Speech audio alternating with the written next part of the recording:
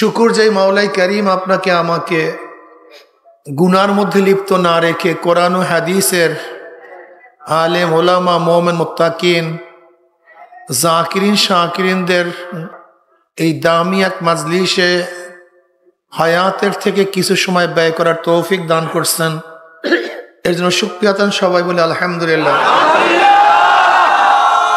এই মুহূর্তে কত মানুষ পোস্ট কোয়ার্টারের মধ্যে, এই মুহূর্তে কত মানুষ বাড়ে, এই মুহূর্তে কত মানুষ গুনার সাগরে ডুবন্ত, শুধু গুনার মধ্যে আল্লাহ পাক ওদের অন্তর্ভুক্ত আমাদেরকে করেন নেই, বরং যেই মাজলিসকে ফেরেশতারা ঘিরিয়া ফেলাইছে, যেই মাজলিস রহমত এবং সাকিনা বর্ষণ হইতেছে, যেই মাজলিসকে নিয়ে খুদ আল্লাহ পাক আলোচনা শুরু করেছেন, সেই মাজলিসে আসার বসার বলার শোনার তৌফিক দান করছেন।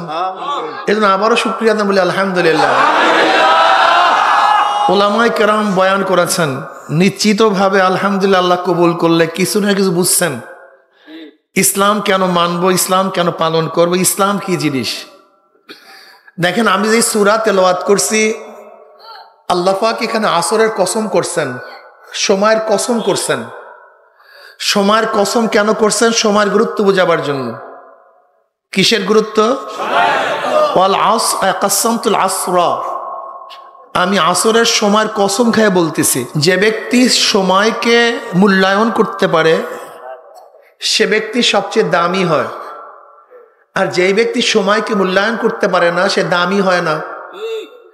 দেখবেন গাড়ির পিছনে লেখা আছে সময়ের চেয়ে জীবনের মূল্য অনেক বেশি, কিন্তু আমার লিখতে মনে চায় যেই ব্যক্তি সময়কে ব্যবহার করতে পারে, যেই জীবন সময়কে মূল্যায়ন করতে পারে সেই জীবনের দাম আছে, আর যেই জীবন সময়কে মূল্যায়ন করতে পারে না ওই জীবনের কোনো দাম থাকতেই পারে না। বিশ্বাস হয় না? আমি উদাহরণ দেব, বুঝতে পারবেন। সবচেয়ে দামি সময়, দেখেন আপনি ভালো একজন ছাত্র, সব কিছু পারেন, কিন্তু সময় মতো পরীক্ষা হলে গেলেন না, পাশ করবেন না ফেল করবেন? কিসের গুরুত্ব না দেওয়ার কারণে? আপনার টিকিট ভিসা সবই আছে, সময় মতো এয়ারপোর্টে যেতে পারলেন না, পেলেন আপনার জন্য অপেক্ষা করবেন, উড়াল দিবে। কিসের গুরুত্ব না দেওয়ার কারণে? আপনি ভালো একজন কৃষক, কিন্তু যেই ফসল যেই সময় লাগাবার কথা দরকার সেই সময় সেই ফসল লাগান নেই। যেই সময় যেই ফসল তোলার কথা সেই সময় সেই ফসল তুলেন না, আগে বা পরে তুলছেন। যেরকম ধরেন আম, পাকার আগে আম পারছেন, আম পাকবে না পচবে? পোক্ত হওয়ার আগে ধান কাটছেন, ধান পচবে না পাকবে? কেন? কারণটা কি? সময়ের গুরুত্ব দেন না। কিসের গুরুত্ব দেন না? সময়ের গুরুত্ব দেন নাই। টাইমিং, সময় সবচেয়ে দামি। আপনি স্বীকার করতেছেন, টার্গেট করছেন পাখিকে, কিন্তু আমরা সময় মতো গুল্লি করেন নাই। 1 সেকেন্ড বা 2 সেকেন্ড পরে আগে পিছনে করছেন, দেখবেন ফাঁকা, খালি আওয়াজই হবে, পাখি পড়বে না। সময় মতো হয় নাই। আপনি বর্ষি বাইতেছেন, মাছে যখন খুঁট দিছে একেবারে টু ডি পয়েন্টে আপনি টান দেন নাই, আগে বা পিছনে টান দিছেন, মাছ বাঁচবে? কি মতো হয় নাই? আপনি খেলতে গেছেন, ধরে নেন ক্রিকেট খেলতেছেন, কিন্তু টাইমিং মিলে নাই, সময় মিলে নাই, ব্যাটে এবং বলে আপনি আউট হবেন না গেম করবেন? কারণটা কি? সময় মতো হয় নাই। সময় সবচেয়ে দামি, এর চেয়ে দামি কোনো জিনিস নেই। এ তো দুনিয়ার কিছু উদাহরণ দিলাম, এরকম সব বিষয়। সময় মতো চিকিৎসা না করলে রুগী বাঁচে না, সময় মতো অপারেশন না করলে বাঁচার আশা করা যায় না, সময় মতো বাচ্চা জন্ম গ্রহণ না করলে মারা যায়, বাচ্চা বাঁচে না। কথাটা বোঝাতে পারি? সবকিছু কিসের সাথে সম্পৃক্ত? এবার আখেরাত, যদি সময়ের গুরুত্ব না দেন দুনিয়াও বরবাদ, আখেরাতও বরবাদ।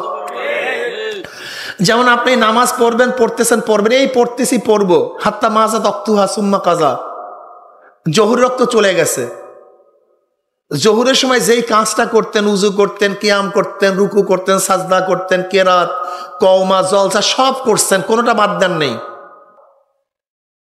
কোনোটা। কিন্তু সময় মতো পড়েন না, একটু সময়টা চলে গেছে, সময় মতো হয় না, কিন্তু সবকিছু করছেন। যখন কাজা করছেন তখন কি উজু করেন নাই, রুকু করেন নাই, সাজদা করেন নাই?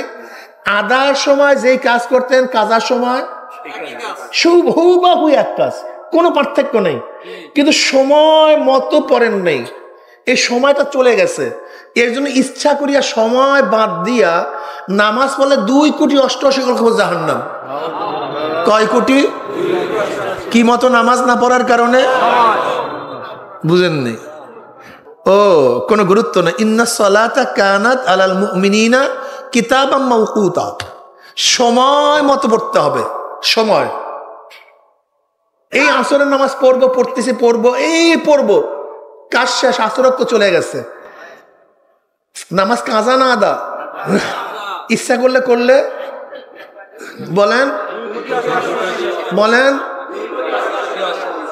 আদার সময়ও যা করতেন কাজার সময়ও একই করছেন, কিন্তু গোসল যদি ফরজ হয় ফরজ গোসল আদায় করছেন, উজু ফরজ হইলে আবার উজু করছেন, কিয়াম করছেন, সব করছেন, কোনো পার্থক্য সময় মতো হয়নি, কারবার শেষ।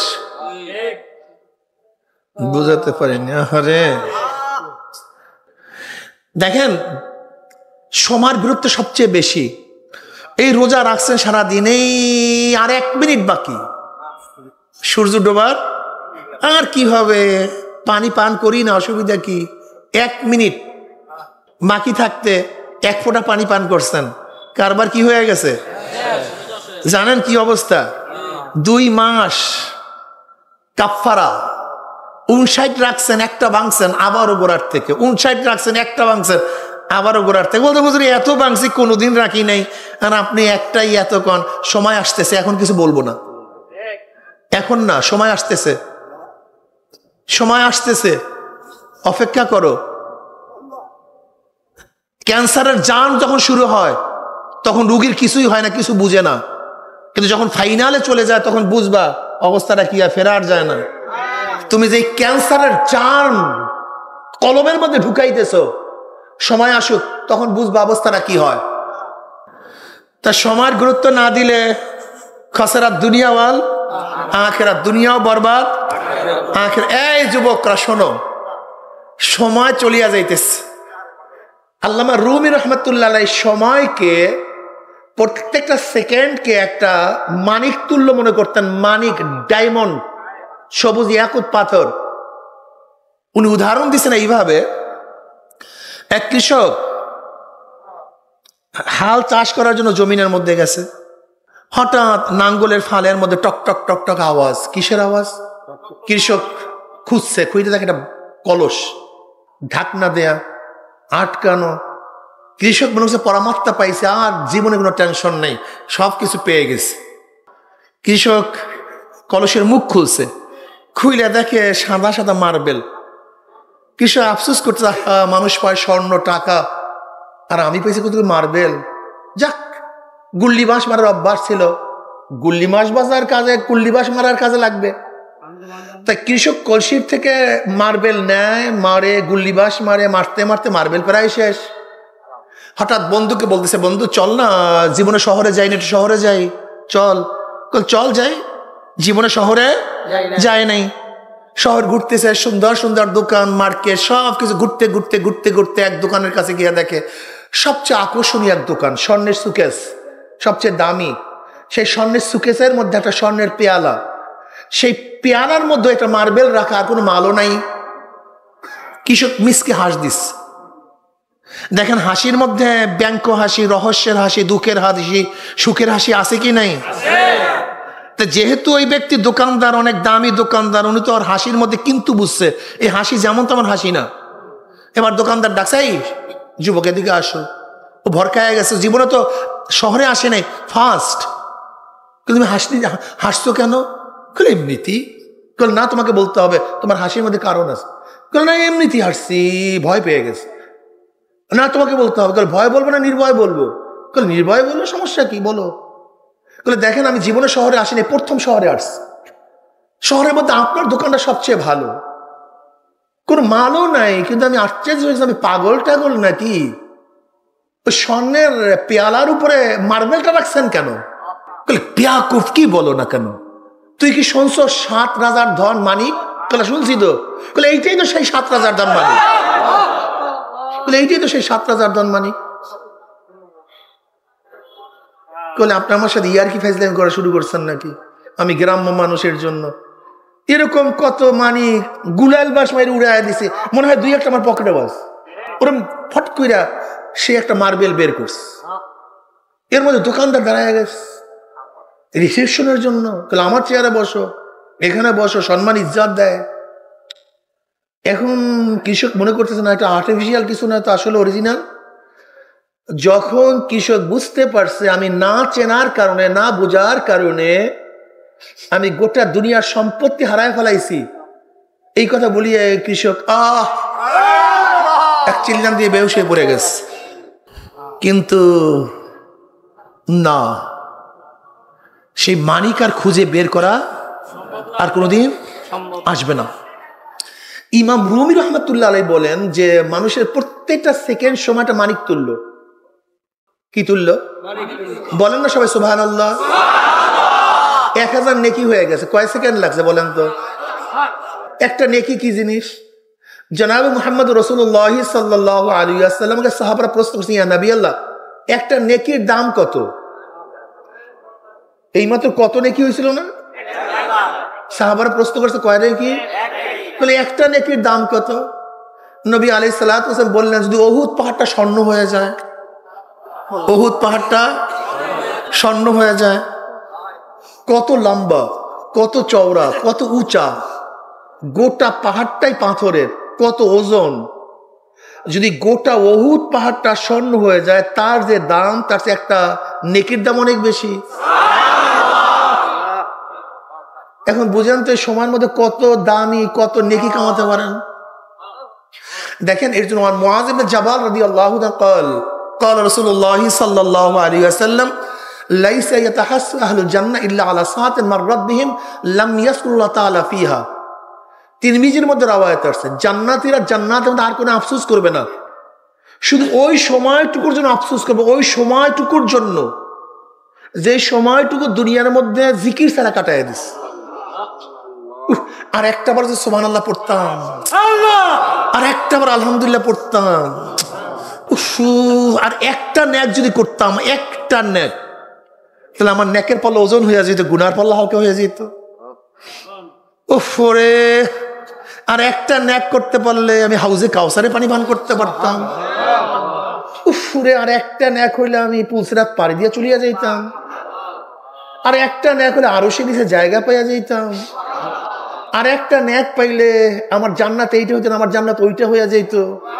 আমার উদ্যান এইটা হইতেন, আমার উদ্যান ওইটা হইয়া যাইত। বলেন তো এই ন্যাক কামাই করে কিসের মধ্যে? সময়ের মধ্যে। কিসের মধ্যে? এখন মনে করেন সময় কত দামি।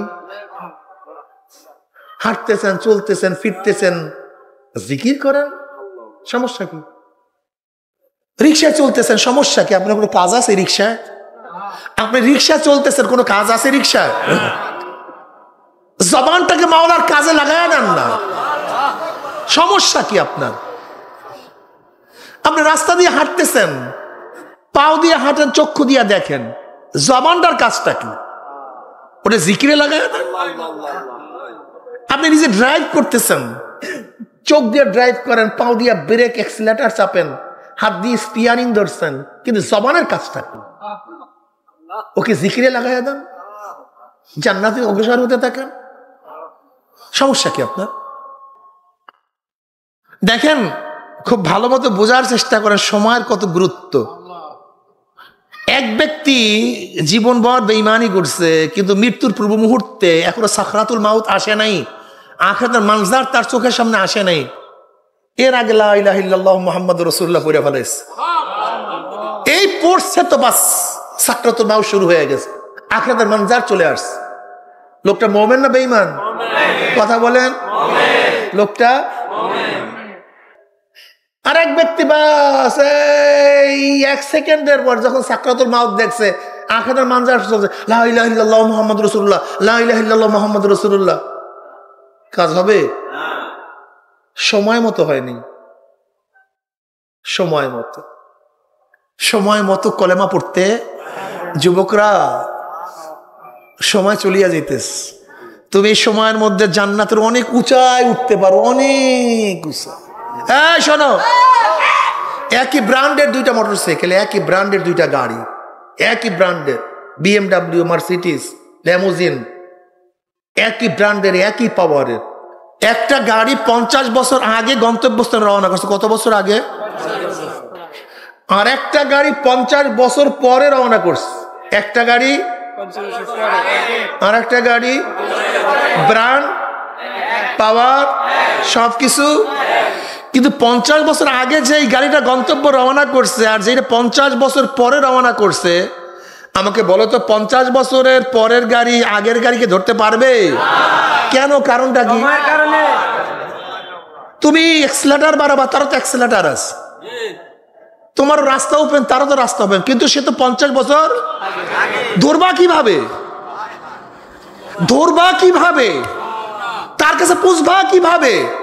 এবার আমাকে বলো, যে যুবকটা 50 বছর আগে জান্নাতের দিকে রওনা করছে আর যে যুবকটা 50 বছর পরে জান্নাতের দিকে রওনা করছে, আমাকে বলো তো, যেই যুবকটা 50 বছর আগে রওনা করছে, তুমি 50 বছর পরে তাকে ধরবা কিভাবে?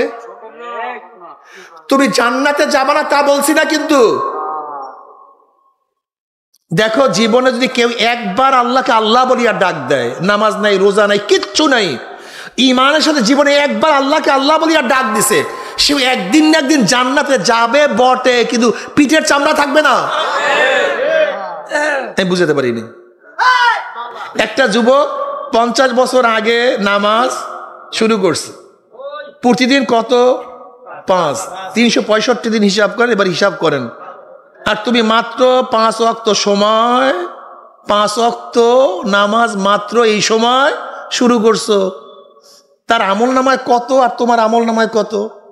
তুমি মাত্র টুপি মাথায় দেওয়া শুরু করছো। একটা যুবক 50 বছর আগে টুপির ন্যাকে তার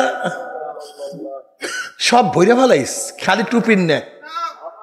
আর তুমি মাত্র টুপির ন্যাক জমা দেওয়া শুরু করছো। একটা যুবক 50 বছর আগে দাড়ি রাখার পরে দাড়ির অ্যাকাউন্টে তার দাড়ির ন্যাকের কোনো অভাব নাই, আর মাত্র তুমি দাড়ির ন্যাক শুরু করছো।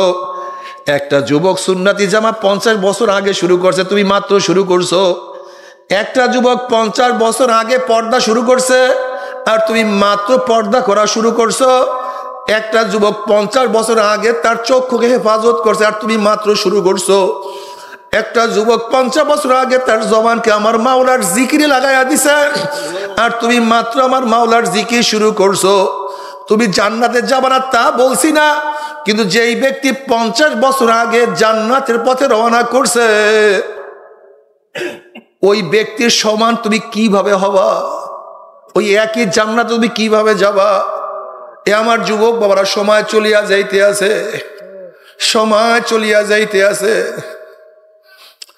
তুমি কি দেখো না কবে জন্ম হইলাম, কবে দাঁত উঠলো, কবে দাঁত পড়লো, আবার কবে দাঁত উঠলো, কবে কোন তারিখের থেকে চেহারার মধ্যে দাড়ি ওঠা শুরু করলো, আবার কবে কোন তারিখের থেকে কাঁচা দাড়ির মধ্যে কোন রং তুলি সাদা রং লাগানো শুরু করলো।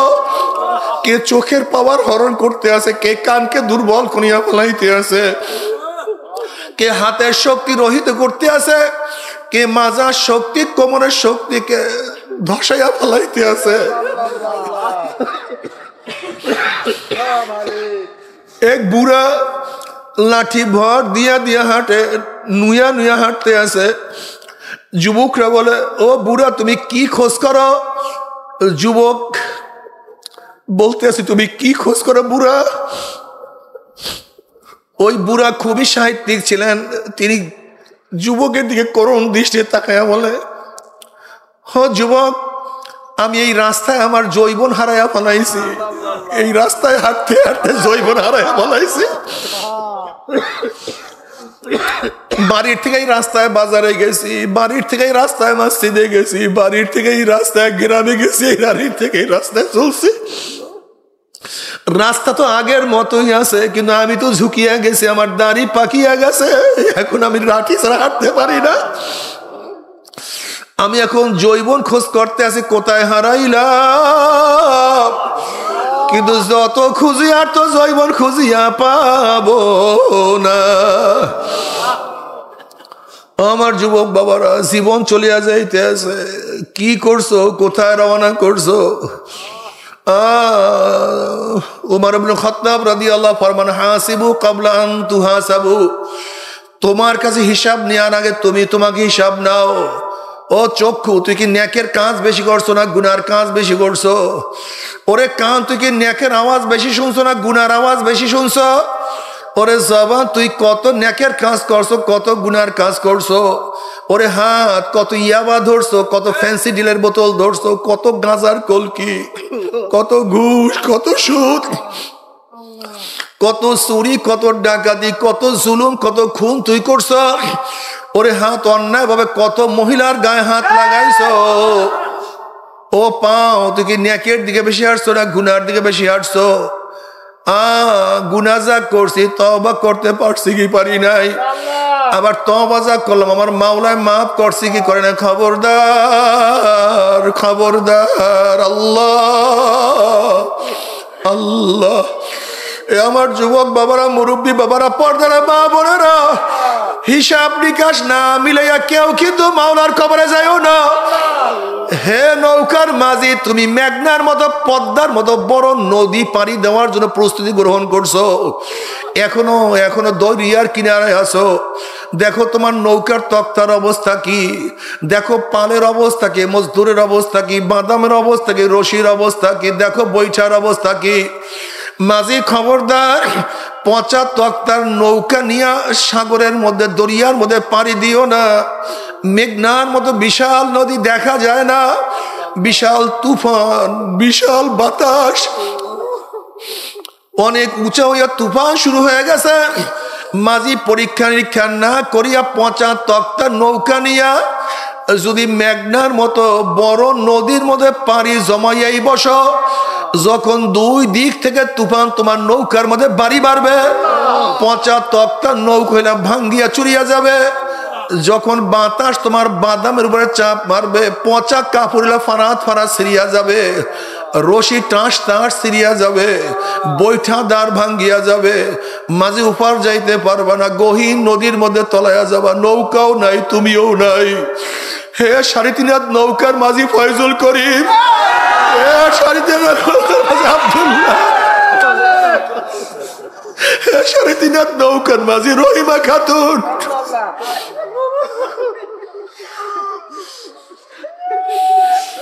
5টা সমুদ্র পাড়ি দিয়ে আমার মাওলার কাছে যাইতে হবে। মৌত এক সমুদ্র, কবর এক সমুদ্র, কিয়ামত এক সমুদ্র, মিজান এক সমুদ্র, পুসরাত এক সমুদ্র। এখনো দরিয়ার কিনারায় আছো, ইমানের অবস্থা দেখো, আমলের অবস্থা দেখো। তোমার নামাজ বেশি না নামাজ কাজা বেশি, রোজা বেশি না রোজা কাজা বেশি, চক্ষু কি ন্যাক বেশি করছে না গুনাহ বেশি করছে?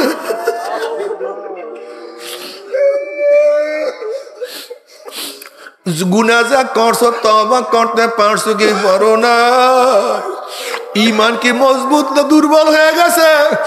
আল্লাহ না করুক, আল্লাহ না করুক, আল্লাহ না করুক, দুর্বল ঈমান, পচা আমল নিয়ে যদি মৃত্যু আসার খাইয়া পড়িয়া যাও, আজরাইল আলাইহিস সালাতু ওয়াস সালাম যখন তোমার কাছে আমার কাছে আসবে, দেখবা আজরাইলের মাথা আসমানে, পাও তার জমিনে, এক হাত মাগরিবে আর এক হাত মাগরিবে, নীল রঙের দিঘির মতো বড় বড় 2টা চক্ষু আল্লাহ তুমি মাফ করিয়া দাও। সমস্ত শরীরের পশমের গোনা দিয়ে শুধু আগুনের ঝিলকি বাইর হয়ে থাকবে। ওই আজরাইল যখন তোমার আমার রূহের উপর থাবা মারবে, পচা ঈমান, পচা আমল কিন্তু টিকবে না, আমার মাওলার জান্নাতেও যাইতে পারবা না। আল্লাহ আল্লাহ তুমি আমাদের সবাইকে মাফ করিয়া দাও। সময় চলিয়া যাইতে আছে, সময় চলিয়া যাইতে আছে। ও যুবক, ও আমার বাবা, তোমার সেই অল্প বয়সী মানুষ আমার মাওলার ইবাদত করে না। আমি একবার মুন্সিগঞ্জে মাহফিলে গেলাম, একটা ছেলে আমার সাথে দেখা করার জন্য আসছে, পাগড়ি পরা, জুব্বা পরা, ফুটফুটে চেহারা। আমি বললাম, বাবা তুমি কোন মাদ্রাসায় পড়ো? বল, হুজুর আমি তো মাদ্রাসার ছাত্র না, স্কুলে পড়ি। আমি কি মাশাআল্লাহ, এত সুন্দর সুন্নাত তরিকায় কিভাবে চললা? বল, হুজুর আমি দুষ্টামি ফাইজলামি করতাম, আমার বাবা মা ইটালিতে থাকে, নানা বাড়িতে থাকিয়ে পড়াশোনা করি। কিছু লোক আমাকে দাওয়াত দিয়ে চরমনায় নিয়ে গেছে, চরমনাই ময়দানে যাওয়ার পর আমার মাওলায় দিনের বুঝ দিয়ে দিছে। আমি এখন টুপি পাগড়ি পরিয়া লম্বা জামা গাড়ি স্কুলে যাই, কিন্তু উস্তাদরা টিটকারি করে, ছাত্ররা ফাইজলামি করে। নানা নানু সহ্য করতে পারে না, তারা নালিশ দেশে বাপ মার কাছে, তারা আমাকে এখন ইউটিলিটি নিয়ে যাবে। আমি পরীক্ষার জন্য বললাম, বাবা তাহলে এত সকালে এত কেন তুমি আমল করো? একটু বড় হইয়া তারপরে সুন্নাত মাফিক চলিও। অমনি ছেলে দুই চোখের পানি ফালাইয়া দে, বলে হুজুর বাবা ছাড়তে পারি, মা ছাড়তে পারি, নানা নানু সব ছাড়তে পারি, আমি সব কিছু ছাড়তে পারি, কিন্তু নবীর সুন্নাত আমি ছাড়তে পারবো না।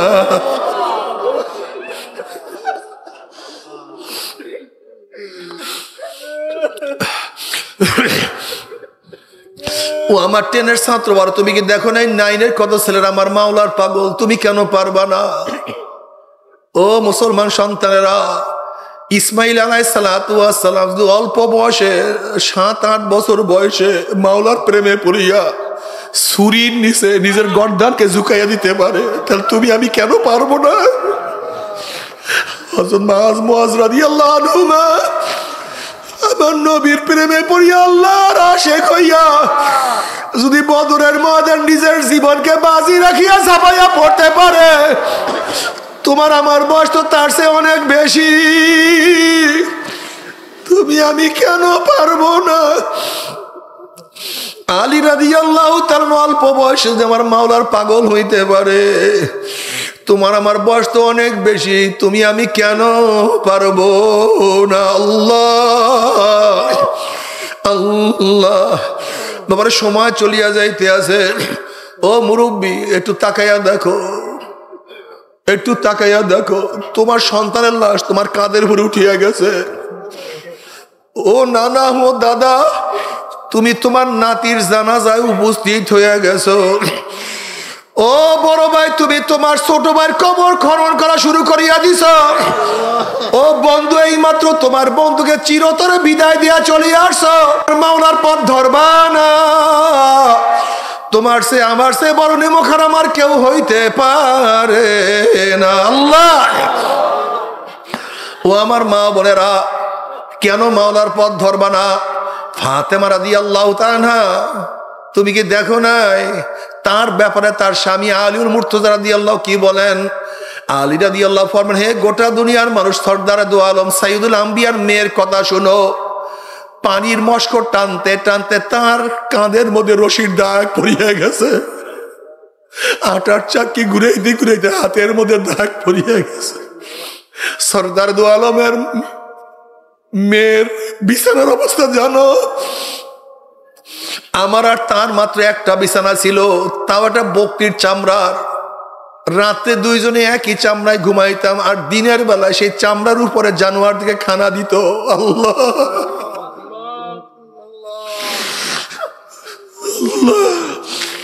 আম্মাজান আয়েশা সিদ্দিকা রাদিয়াল্লাহু আনহা ফরমান, নবীর ঘরে তো 2-3 দিন পর্যন্ত আগুন জ্বলতো না, কোনো খানা পিনার ব্যবস্থাও থাকতো না। আজকে বিল্ডিং এর প্রেমে পড়িয়া গেছে, বিল্ডিং এর প্রেমে পড়িয়া গেছে, আজকে দালান কোটার প্রেমে পড়িয়া গেছে, গাড়ি বাড়ির প্রেমে পড়িয়া গেছে। বাবারা, গাড়ি বাড়ি কোনো আপত্তি নাই, গাড়ি করো, বিল্ডিং এ থাকো, কিন্তু আমার মাওলাকে ভুলিও না, আমার মাওলাকে সারিও না। আল্লাহ বাবারে, সময় চলিয়া যাইতে আছে। যদি ইবাদত করিয়া মাওলার কবরে যাইতে পারো, কবরটা জান্নাতের বাগিচা হইয়া যাবে। কিয়ামতের ময়দানে আরশের নিচে জায়গা পাইয়া যাবা। ওয়া ইন মিনকুম ইল্লা ওয়ারিদুহা কানা আলা রাব্বিকা হাতমান মাকদিয়া সুম্মা নুনাজ্জিল্লাযিনা তাকাউ ওয়া নাযারুজ যালিমিনা ফিহা জিসিয়া। 30,000 বছরের পুলসারা দেখ সেকেন্ডের মধ্যে পানি দিয়ে আমার মাওলার জান্নাতে চলিয়া যাবা। আল্লাহ সবাইকে কবুল করিয়া নাও।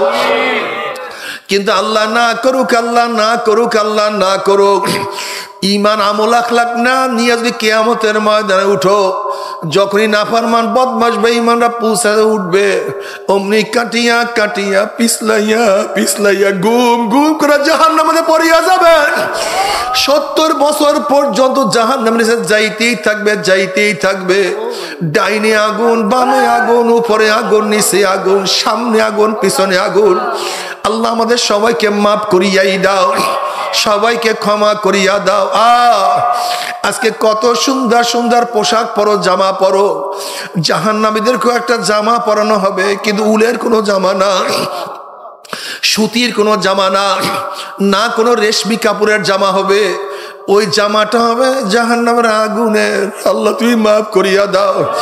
জাহান্নামের আগুনের পোশাক যখন জাহান্নাম থেকে পরাইয়া দেওয়া হবে, আল্লাহ তুমি মাফ করিয়া দাও। শরীরের মধ্যে আগুনের জামাটা সেট হয়ে যাবে। নাফরমান 2 হাত দিয়ে জামা সেরার ব্যর্থ চেষ্টা করবে, কিন্তু জামাও সেরতে পারবে না, সহ্য করতে পারবে না। শুধু শরীরের মধ্যে আগুন আর আগুন। আল্লাহ মাফ করিয়া দাও। তবে মুমিন মুসলমান বলতে সবাই রে মনে চায় গুনার থেকে ফিরিয়ে আনে কামল করিয়া মাওলার জান্নাতে, কিন্তু সবাই যাইতে মনে চায় গুনাহ নিয়া। মাওলার জাহান্নামে কাউরে কিন্তু যাইতে মনে চায় না। কিন্তু কেনই বা আমরা নেক কামল করতে পারি না, কেনই বা গুনার কাম ছাড়তে পারি না? এর মূল কারণ হলো আপনার এবং আমার পিছনে নফস এবং শয়তান লাগিয়া রইছে। এই নফস এবং শয়তান থেকে ফেরার জন্য যে কোনো একজন হক্কানি আল্লাহর ওলির হাতে হাত দিতে হবে রে বাবা। খবরদার, বর্তমান জমানায় পীর মুরিদের নামে ভেজাল, ব্যবসা, দলাদলি, হিংসা, হাসাদে পরিণত হয়ে গেছে। সমস্ত আল্লাহর ওলির একমত যেই পীরের 5 জন মুরিদের মধ্যে কম পক্ষে 3 জনকে দেখবেন আলহামদুলিল্লাহ সুন্নাত মাফিক আমল আখলাক মজবুত হয়ে যাইতে আছে, গুনার কাম ছাড়তে আছে, নেকের আমল ধরতে আছে, কলব নরম হইয়া চোখে পানি আসতে আছে। বৃক্ষতর নাম কি, ফলে পরিচয়। আমি চরমোনাই বুঝি না, চরমোনার দাওয়াত, প্রশংসা, প্রচার প্রসার করার জন্য আসিনি রে বাবা। চরমোনাই যাওয়ার তোমার কোনো দরকার নাই, কোনো দরকার নাই, কোনো দরকার নাই। তুমি যার কাছে গিয়া পারো গুনার কাম সারো, নেকের আমল ধরো, কলব নরম করিয়া চোখে পানি নিয়া মাওলার কবরে যাইও। যেরকম দুনিয়ার ঘরে আগুন লাগলে পানি সারা নিবানো যায় না, ঠিক তদ্রুপ তোমার এবং আমার গুনার দ্বারা যে জাহান্নামের আগুন জ্বলিয়া রইছে, চোখের পানি ও সারা কিন্তু জাহান্নামের আগুন নিবানো সম্ভব না। আমার জন্য দোয়া চাই, আমিও দোয়া করি, সবাই সবার জন্য প্রাণ খুলিয়া দোয়া করো, যেন কিয়ামতের ময়দানে গলাগলি বাঁধিয়া মাওলা একসাথে জান্নাতে যাওয়ার তৌফিক দিয়া দেয়।